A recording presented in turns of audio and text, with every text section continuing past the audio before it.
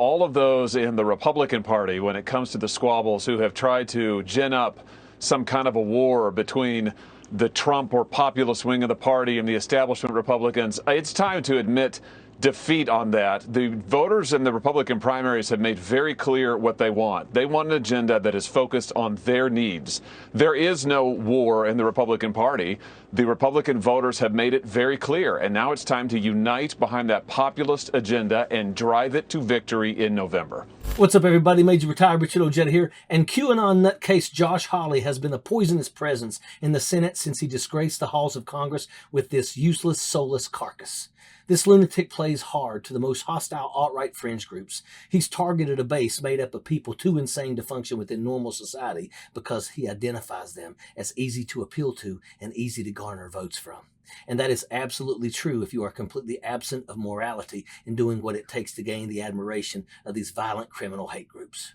We do have a bit of a twist with Mitch McConnell, who has come out and has used the I word, and it's not Ingraham, but it is isolationist, Senator Hawley, when he was describing where, I guess, you and others, obviously people like myself and Tucker perhaps at Fox, they just don't want to send billions and billions to Ukraine. So is the isolationist label fair or a good idea?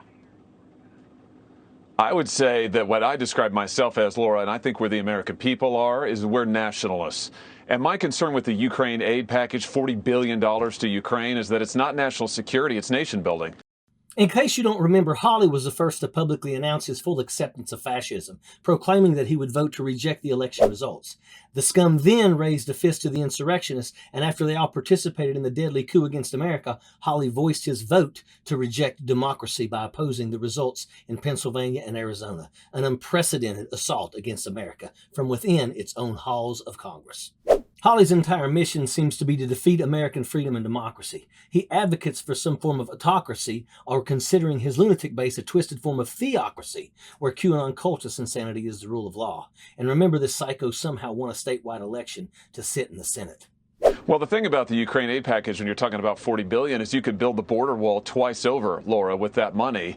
And it's time that we got serious about these pressing priorities. And by the way, we've got other pressing priorities abroad as well, like China, for instance, which is a massive national security threat. So the time has come to be realistic here and to put the national security interests of the American people first. And that means securing our borders. That means taking care of the crime wave here in this country, and it means getting tough on China. Sane people often marvel how in the hell Ted Cruz can get elected and still receive support in Texas.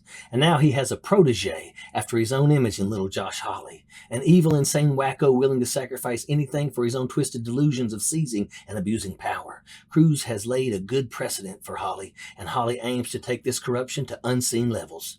We're talking 2 seats in the United States Senate held by bona fide crazy maniacs who in public life would be drooling residents of an insane asylum.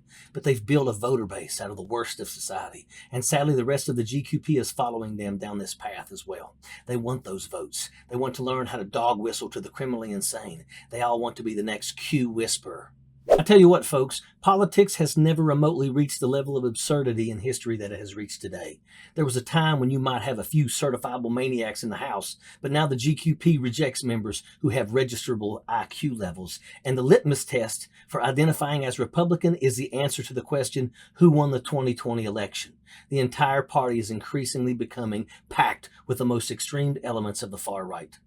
We are talking scary levels of stupidity, frightening amounts of hostility, and astonishing amounts of evil and greed. I'm telling everyone watching that the sane members of American society must band together. We need to retire abominations like Josh Hawley to a sad chapter of ancient history, not a new precedent of one of the country's major political parties. Because right now we have 2 parties in this country, one for democracy and one for imbecile fascism.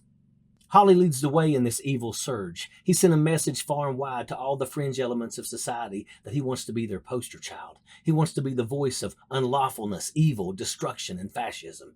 If you want to destroy America in favor of twisted quack cult dogma, then Josh Hawley's your guy. And as always in Republican politics, he's got an entire party complicit with anything he does, ready to stand as apologists to cover his actions no matter how evil, because the Republican Party is one big autocratic entity, banded together in the name of greed for the common purpose of seizing political power by any means necessary, legal or otherwise. And with scoundrels like Hawley, otherwise is a solution they're more than prepared for. They've already had their practice ground on January the 6th. Sappers clear the way, airborne all the way.